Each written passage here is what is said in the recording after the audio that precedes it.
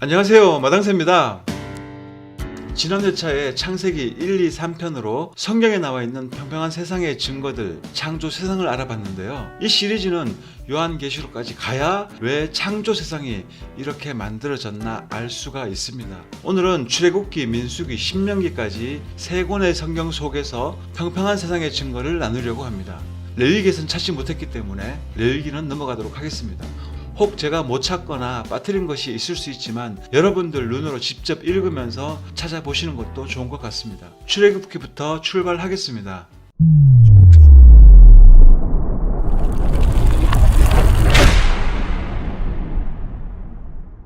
창세기는 재미있는데 출애굽기부터는 재미가 별로 없습니다. 출애굽기 8장 22절, 그날에 내가 내 백성이 거하는 고센 땅을 분리시켜 거기에는 파리떼가 없게 하리니 이것은 내가 땅의 한가운데 있는 주인 줄을 내가 알게 하려 함이라 라고 기록하고 있습니다.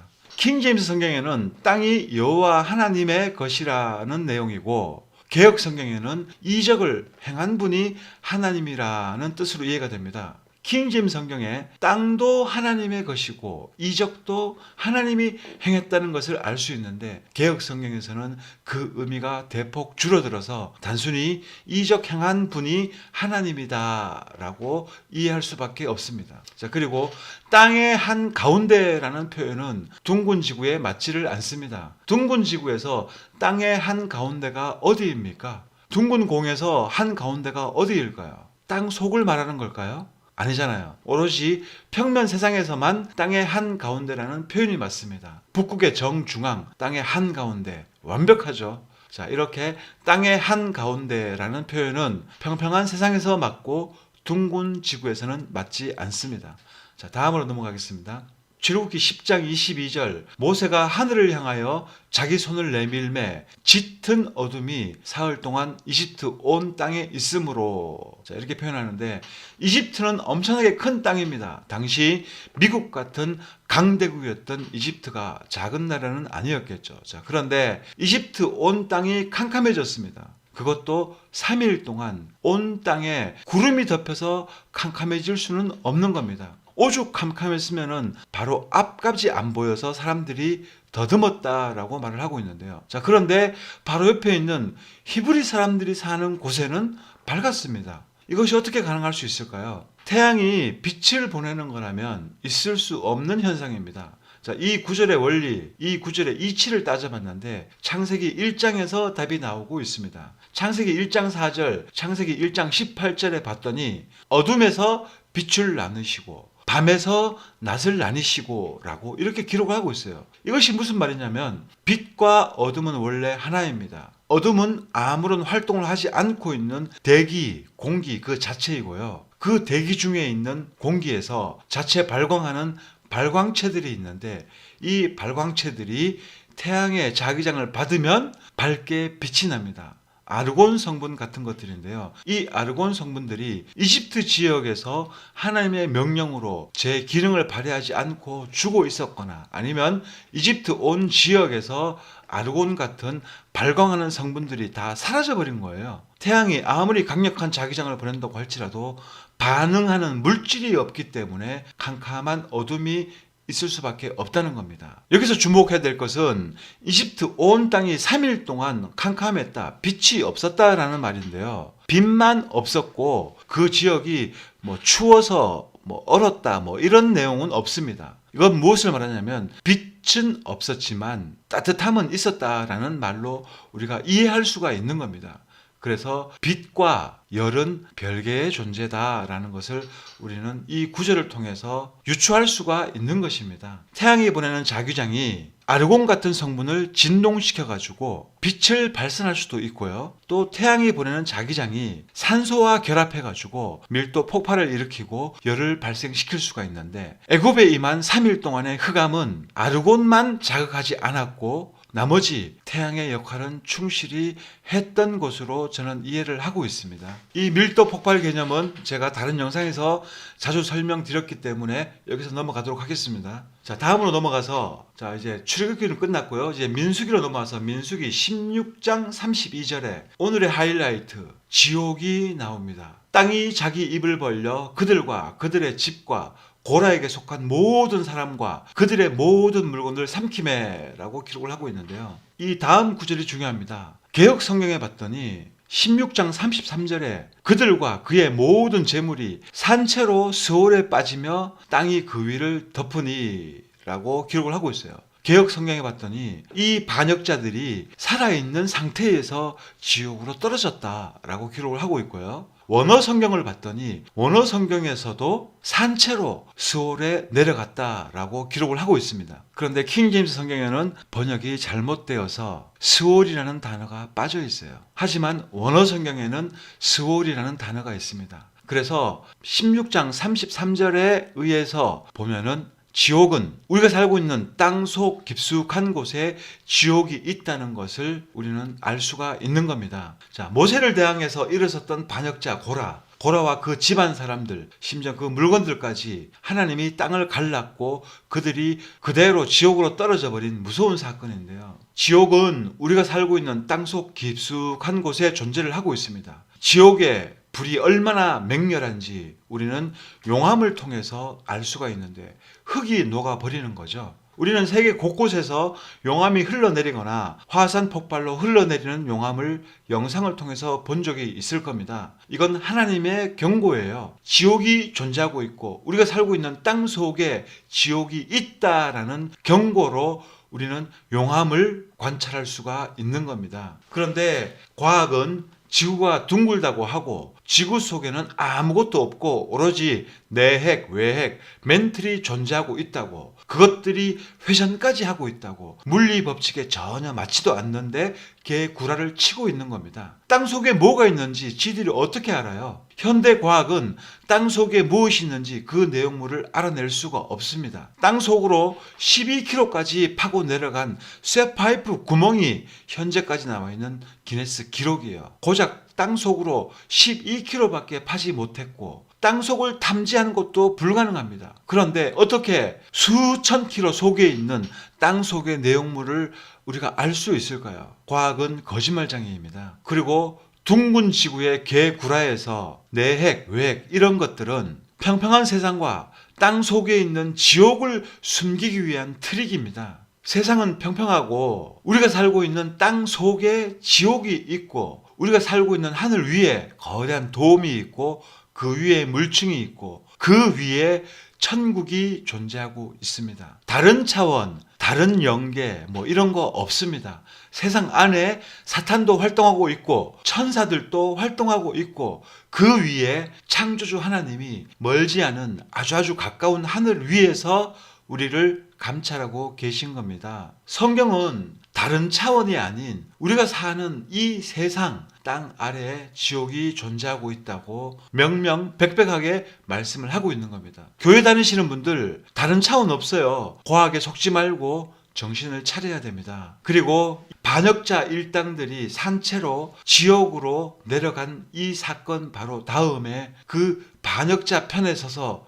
향을 드렸던 250명에게 하나님께로부터 불이 내려와서 250명을 태워버렸습니다. 이 불은 다른 차원에서 온 것이 아니고요. 우리가 살고 있는 하늘 위에서 내려온 거예요. 이런 불덩어리에 대해서는 다음 영상에서 중복이 되기 때문에 그때 자세히 설명하도록 하고요. 자, 이렇게 민수기에도 이제 이거 말고는 이제 다른 특별한 구절들이 없어서 이제 신명기로 넘어가겠습니다. 신명기는 시작하자마자 거인 왕이 등장합니다. 바산왕 옥이라는 거인인데요. 신명기 3장 11절에 봤더니 이는 거인들의 남은 자들 중에서 남아있는 자가 오직 바산왕 옥뿐이기 때문이라. 보라, 그의 침상 틀은 쇠 침상 틀이었느니라. 침상을 쇠덩어리로 만들었다는 거죠. 그것이 암몬 자손의 라빠스에 있지 아니하냐. 사람의 규빗으로 재면 그것의 길이가 9규빗이요 그것의 너비가 4규빗이라. 1규빗은 46cm라는 해석도 있고요. 또 52cm라는 해석도 있습니다. 그래서 저는 그 중간인 49cm를 놓고 9규빗은 4m 40cm를 말하고 있고요. 4규빗은 196cm를 말하고 있습니다. 그러니까 침대의 길이가 4m 40, 너비가 2m가 된다라는 말인데요. 요즘 우리나라 젊은이들 키가 큰데요. 그것보다 2배 이상 컸다는 것을 성경에서 말해주고 있습니다. 오늘날도 거인들이 존재하고 있는데요. 2배까지는 아니어도 보통 1.5배 이런 사람들은 많이 존재를 하고 있습니다. 거인들이 사자를 고양이처럼 가지고 놀고 있는 벽화를 통해서 우리는 또 추측할 수가 있고요. 출애굽기 때 가나안 땅에 보낸 정찰병들 12명을 보냈는데 그들이 가나안 땅을 정찰하고 돌아와서 보고할 때 그 땅에 거인들이 살고 있고 그 사람들 눈에는 우리가 마치 메뚜기처럼 보인다라는 표현을 했는데요. 시대를 거슬러 올라갈수록 거인들의 키는 더 컸다는 것을 이 구절을 통해서 우리는 유추해 볼 수가 있습니다. 홍수 이전에는 더 컸겠죠. 자, 그리고 다음으로 넘어가서 신명기 4장 19절에 봤더니 또 내가 하늘을 향해 눈을 들어 해와 달과 별들 곧 하늘에 온 군대를 보고 끌려가 그들에게 경배하며 그것들을 섬길까 염려하노니 그것들은 주 내 하나님께서 온 하늘 아래 모든 민족들을 위하여 나누어 놓으신 것이라 라고 이렇게 킹제임스 성경에서 말씀하고 있고 개역 성경에 봤더니 하늘에 온 군대라는 표현은 사라져버리고 하늘 위의 모든 천체라고 기록을 해서 마치 우주가 있는 것처럼 그렇게 느낄 수 있게끔 이상하게 바꾸어 놓았습니다. 그래서 원어 성경을 봤더니 원어 성경에도 하늘의 모든 군대라고 기록을 하고 있습니다. 성경 어디를 봐도 창조의 범위는 명확합니다. 하늘들과 그 하늘 안에 태양과 달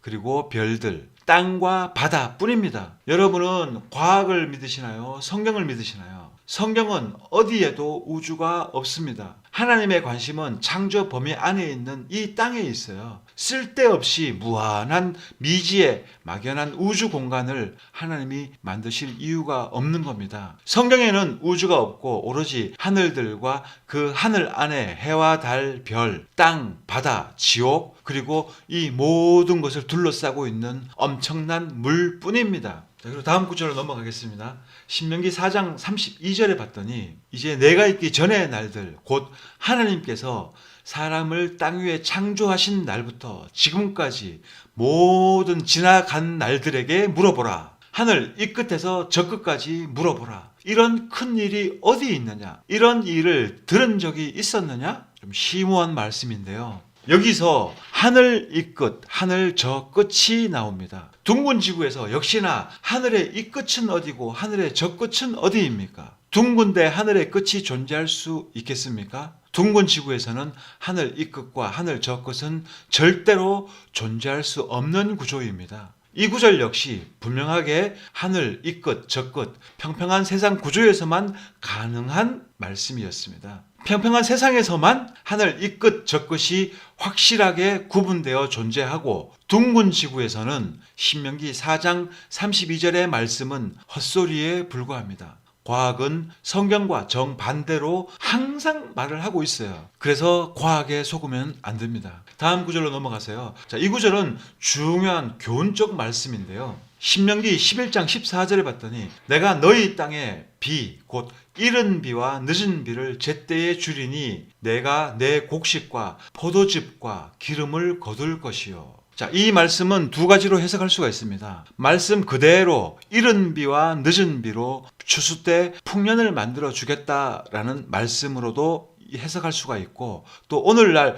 농사 짓지 않는 사람들에 비추어 본다면은 모든 적당한 때에 따라서 잘 살게 만들어 준다라고 해석할 수도 있습니다.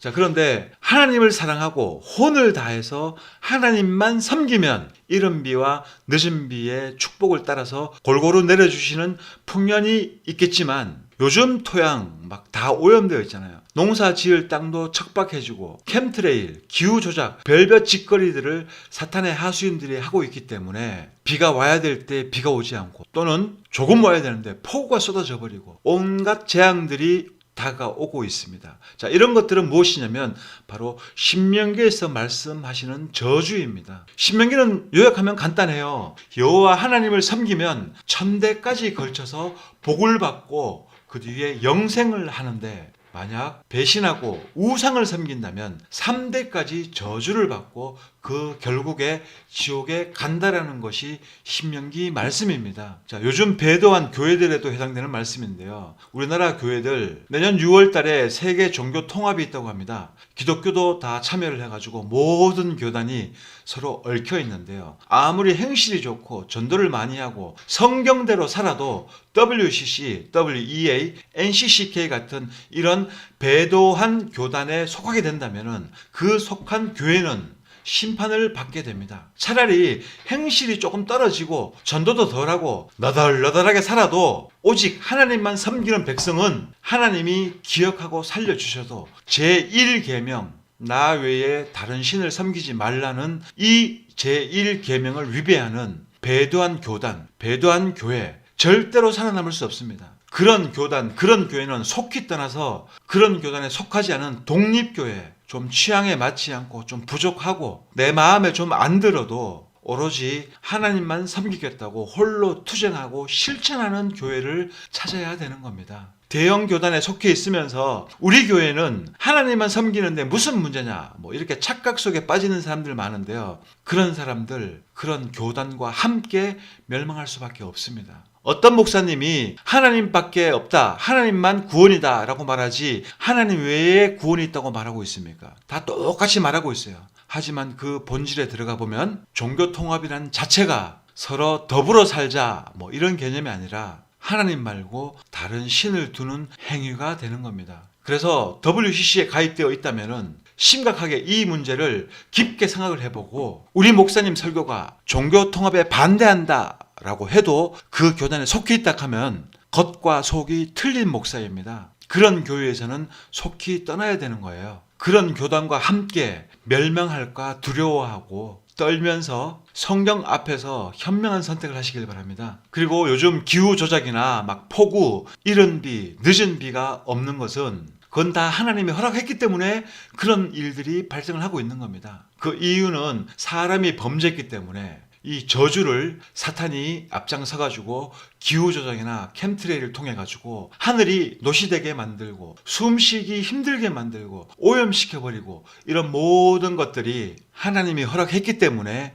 저주로서 여러분들한테 임하게 되는 것입니다. 그리고 신명기 32장 1절에 봤더니 오 하늘들이여 너희는 귀를 기울이라 내가 말하리라 오 땅이여 내 입의 말을 들을지어다 이렇게 기록하고 있는데 개역 성경에 봤더니 하늘이여 라고 말을 하고 있습니다. 킹제임스 성경에서는 복수로 하늘들을 말을 하고 있고요. 개역 성경에서는 복수를 빼버리고 하늘이라고 말하고 있습니다. 그래서 원어 성경도 봤더니 역시나 하늘들 복수를 사용하고 있었습니다. 자, 이 구절에서 하늘들이라는 것은 둥근 지구에서는 하늘은 단수일 수밖에 없습니다. 둥근 지구 개념에서 개역 성경은 단수로 하늘로 표현했지만 킹 제임스 성경은 하늘들이라는 복수를 썼고 또 창세기를 봤더니 하늘에는 열린 하늘이 있고 닫힌 하늘이 있었습니다. 그리고 하늘 돔 위에 물층 위에 하늘도 있습니다. 그래서 하늘들이 맞고요. 하늘이라는 단수는 틀린 겁니다. 이건 역시 평평한 세상에서만 적용되는 구절이고 둥근 지구에서는 맞지 않는 구절입니다. 그래서 친절하게 개역 성경은 둥근 지구에 맞추어서 하늘들이라는 복수를 없애버리고 하늘이라는 단수를 채택했습니다. 자, 그리고 또 다음 구절에 또 지옥이 나오는데요. 신명기 32장 22절에 봤더니 내가 분노하는 가운데 하나님이 여호와께서 내가 분노하는 가운데 불이 일어나 가장 낮은 지옥까지 태우고 땅과 땅의 소출들을 소멸시키며 산들의 기초들도 불붙게 하리라. 자, 이렇게 말씀하고 계신데 이 구절을 자세히 보면 땅의 소출들, 산의 기초들을 불태워버리는데 그 불이 지옥의 가장 낮은 곳까지 다 태운다고 말씀하고 있습니다. 그럼 이 구절에 의하면 지옥은 어디에 있는 겁니까? 당연히 우리가 살고 있는 땅 속에 지옥이 있다는 말씀이 됩니다. 여기서도 확실하게 지옥의 위치가 땅 속이라는 것을 우리는 알 수가 있고요. 이 구절은 둥근 지구의 허상을 알 수 있는 구절이 됩니다. 세상은 평평하고 이 평평한 땅 아래에 지옥이 존재하고 있습니다. 다음 구절로 넘어가세요. 신명기 33장 14절에 봤더니 해가 맺게 하는 귀한 열매와 달이 내는 귀한 것과 라고 말씀을 하고 있는데, 여기에서 해가 식물 성장에 도움을 주고 있다는 것을 알 수가 있고요. 달이 스스로 내는 귀한 것, 달빛이겠죠. 달이 스스로 발산하는 달빛으로 이해하면 되는데, 과학에서는 태양빛 때문에 그 빛의 반사로 달이 빛난다라고 말하고 있죠. 하지만 성경은 달이 스스로 귀한 달빛을 내고 있다라고 말씀을 하고 있습니다. 역시나 과학과는 전혀 다른 말씀을 하고 계시고, 과학을 믿을지 성경을 믿을지 그건 여러분의 선택입니다. 과학도 믿고 성경도 믿을 수는 없는 겁니다. 여러분들 머릿속에서 과학이라는 신을 버려버려야 성경이 보이기 시작하는 겁니다. 자, 그리고 신명기 마지막 장에서 이제 모세가 죽는데요. 이스라엘 백성들을 애굽 노예 생활에서 이끌어내어서 광야 40년 동안 이스라엘 백성들을 인도했던 수장 모세가 드디어 가나안 땅을 코앞에 두고 죽습니다. 하나님 입장에서 모세가 얼마나 가나안 땅을 사모했는지 알기 때문에 이왕이면 가나안 땅에 들어가서 모세의 임종이 있어야 되는데, 그렇게 사모하는 가나안 땅을 절대로 못 들어가게 하고 그 코앞에서 모세가 죽어버립니다. 하나님 입장에서 얼마나 애석하겠습니까? 그러나 모세가 가나안 땅을 밟지 못하는 것은 하나님의 공의 때문에 가나안 땅을 밟지를 못하는 겁니다. 모세가 광야에서 이스라엘 사람들을 인도할 때 이스라엘 백성들이 물이 없어서 모세를 원망할 때, 이때 모세가 화를 내면서 반석을 때렸습니다. 반석을 지팡이로 두들겼습니다. 이 상황이 하나님의 능력과 하나님의 영광을 마치 자신의 능력인 것처럼 사용했기 때문에 그것이 죄가 되고, 그것 때문에 가나안 땅에 못 들어가는 것으로 저는 이해를 하고 있는데요. 오래되어서 이것이 맞는지는 잘 모르겠지만 아무튼 모세가 가나안 땅에 못 들어가니까 대신에 하나님께서 모세에게 보여주신 것이 있습니다. 신명기 34장 1절에 봤더니 모세가 모압 평야를 떠나 느보산에 올라가 여리고 맞은편 비스가의 꼭대기에 이르매 주께서 그에게 길르앗 온 땅을 단까지 보여주시고 또 온 납달리와 에브라임과 므낫세의 땅과 땅끝 바다까지의 유대의 온 땅과 남쪽과 종려나무 도시 여리고의 골짜기 평야를 소알까지 보여주시며 라고 기록하고 있습니다. 자, 하나님이 모세의 시력을 좋게 만들어서 현 이스라엘의 모든 지역을 한 자리에서 바다 끝까지 남쪽 아랫부분까지 다 보여주셨습니다. 그리고 모세가 생을 마감합니다. 인간은 시력의 차이가 있는데요. 우리가 바다를 보게 되면은 수평선 보는 거리가 틀립니다. 시력 나쁜 사람은